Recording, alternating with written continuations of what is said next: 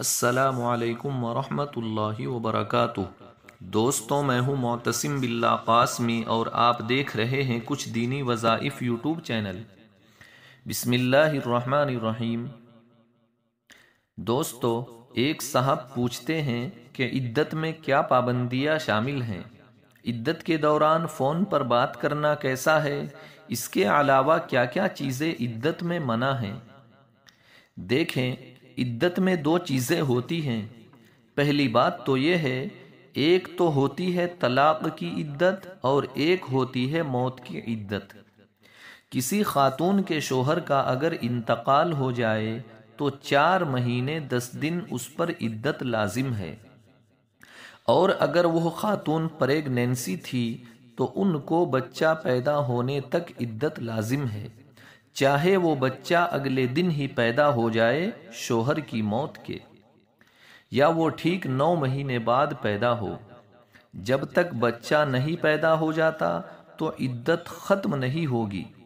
طلاق یافتہ عورت کا بھی یہی مسئلہ ہے کہ اگر وہ پریگنینسی ہے، اس کو جب تک بچہ نہیں پیدا ہو جاتا عورت کی عدت مکمل نہیں ہوگی، عدت ختم نہیں ہوگی۔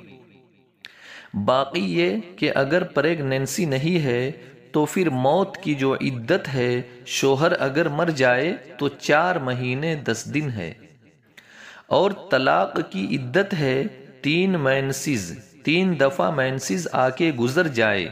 اور جن خواتین کو مینسز آتے ہی نہیں ہیں، یعنی کم عمر ہے یا عمر زیادہ ہو چکی ہے، مینسز آنے کی عمر ختم ہو چکی ہے، تو ان کی عدت قرآن نے بیان کی ہے 3 مہینے۔ تو جب بھی عورت عدت گزارے گی، چاہے طلاق کی عدت ہو یا موت کی عدت، تو ایسی صورت میں عورت پر 2 اہم پابندیاں ہیں۔ نمبر 1، گھر سے نہیں نکل سکتی وہ، شوہر کے گھر سے۔ نمبر 2، زینت کی کوئی چیز بھی وہ اختیار نہیں کر سکتی۔ ہاں، غسل کر سکتی ہے میل کچیل دور کرنے کے لیے۔ زینت جسے کہتے ہیں چوڑیاں پہننا، لپسٹک پاؤڈر وغیرہ، یا خوشبو کا استعمال، سرما بھی نہیں لگا سکتی ہے وہ۔ تو یہ بیسک پابندیاں ہیں۔ اس میں یہ نہیں کہ سفید کپڑے پہن کے رکھے، جو نارمل روٹین کے کپڑے ہوتے ہیں وہ پہن سکتی ہیں۔ زیادہ زینت والے کپڑے نہ ہو جو شادی بیاہ میں جانے کے لیے ہوتے ہیں، نارمل جو عام طور پر گھر میں پہنتے ہیں وہ پہن سکتی ہے۔ اور آج کل جو ہے، عورت کو عدت کے مسائل معلوم نہیں ہوتے ہیں، کسی کا انتقال ہو گیا تو وہاں اس کے گھر چلی جاتی ہیں تعزیت کے لیے۔ بیٹی کی رخصتی ہو رہی ہو تو ہال میں لے گئے، جی اماں عدت میں ہے لیکن بچی کی رخصتی ہے، بچی کے سر پر ہاتھ رکھنا چاہتی ہے، تو بھائی بچی کو اماں کے پاس لے آئیں، وہیں سے ہاتھ رکھ کر ان کو رخصت کر دے۔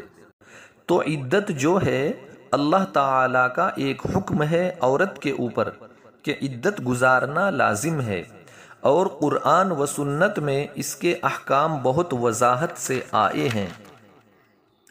نبی صلی اللہ علیہ وسلم نے ایک صحابی سے فرمایا، زمانہ جاہلیت میں 2 سال تم لوگ عدت گزارا کرتے تھے۔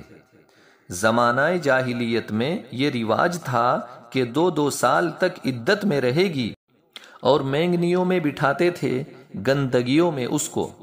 اسلام نے اس کو ختم کیا، اسلام نے عدت کی مدت کو بھی کم کیا، اور عدت کے احکام میں بھی بہت نرمی پیدا کی۔ بس اتنے احکامات دیے کہ عورت زینت اختیار نہیں کرے گی، زینت یہ احکام ہے۔ ہاں، کوئی عورت معاشی لحاظ سے بہت مجبور ہو اور کوئی اس کی کفالت کرنے والا نہ ہو، تو پھر وہ ظاہر ہے روٹی تو پہلے ہے، تو پھر شدید مجبوری میں وہ دن میں کمانے کے لیے جا سکتی ہے، دن میں کمانے کے لیے جائے گی اور جتنا جلدی ہو واپس آئے گی، وہاں بھی نامحرم سے اختلاط نہ ہو۔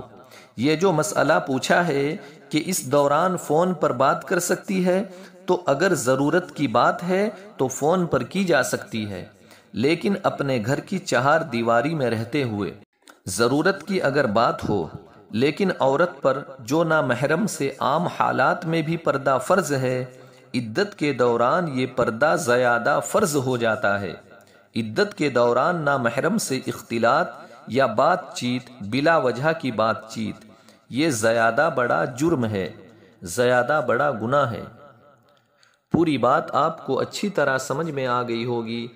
پھر ملتے ہیں کسی نئی ویڈیو کے ساتھ۔ السلام علیکم ورحمۃ اللہ۔